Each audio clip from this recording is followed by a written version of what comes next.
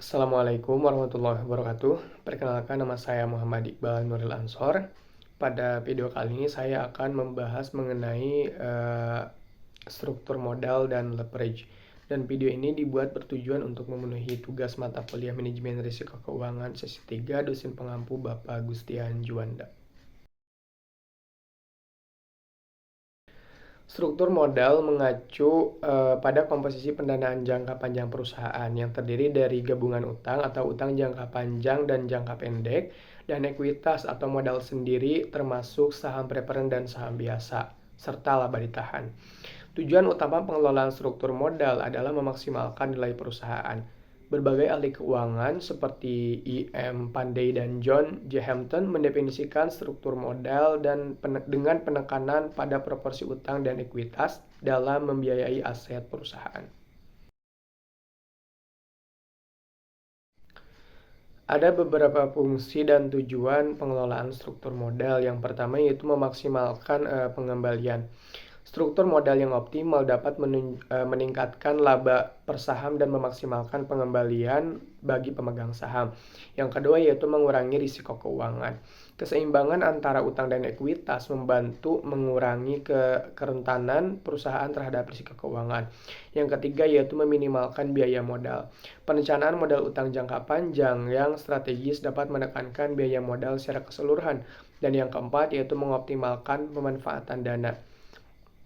Pengaturan modal yang sistematis meningkatkan efisiensi penggunaan dana perusahaan. Yang kelima yaitu membantu perencanaan pajak. Penggunaan utang dapat mengurangi beban pajak karena bunga utang merupakan biaya yang dapat dikurangkan. Yang keenam yaitu memberikan fleksibilitas. Struktur modal yang fleksibel memungkinkan perusahaan beradaptasi dengan perubahan kondisi bisnis. Yang ketujuh yaitu meningkatkan solvabilitas. Pengelolaan utang yang baik menjaga likuiditas perusahaan dan mencegah kesulitan pembayaran. Dan yang kedelapan yaitu meningkatkan nilai perusahaan. Struktur modal yang sehat menarik investor dan meningkatkan nilai pasar perusahaan. Ada dua komponen struktur modal. Yang pertama yaitu modal sendiri atau equity, yang mana modal yang berasal dari pemilik perusahaan termasuk saham biasa, saham preferen, dan laba ditahan. Yang kedua yaitu modal asing atau debt, modal yang berasal dari pinjaman baik jangka pendek maupun jangka panjang seperti utang, obligasi, dan lain sebagainya. Ada beberapa faktor yang mempengaruhi struktur modal. Faktor yang pertama yaitu struktur aktiva atau tangibility.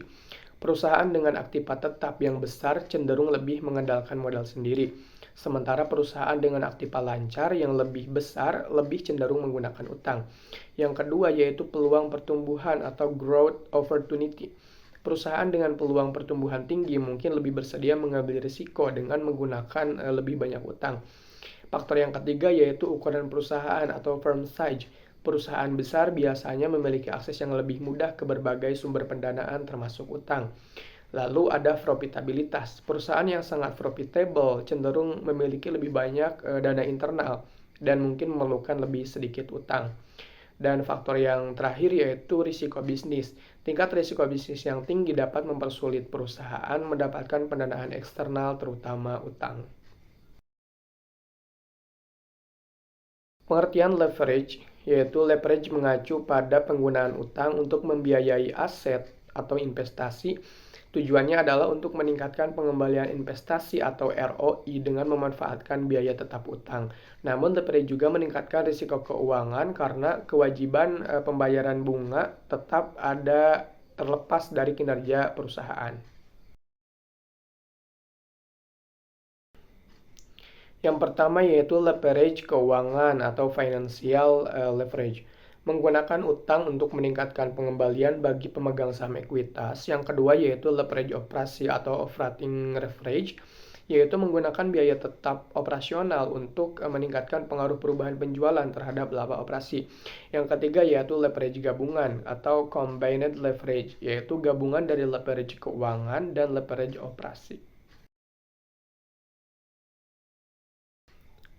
Beberapa rasio yang digunakan untuk menganalisis leverage meliputi yang pertama yaitu debt to asset ratio atau DAR.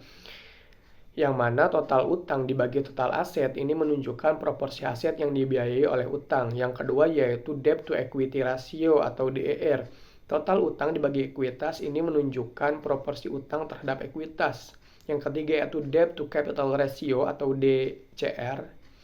Total utang yaitu dalam kurung total utang ditambah total ekuitas. Ini menunjukkan proporsi utang terhadap total modal. Yang keempat, time interest earned atau TIE. Laba operasi dibagi bunga utang. Ini menunjukkan kemampuan perusahaan untuk membayar bunga utang dari laba operasinya. Yang kelima, tangible asset debt coverage atau TAD coverage, yaitu jumlah aktiva tangible ditambah utang aktiva lancar dibagi utang jangka panjang.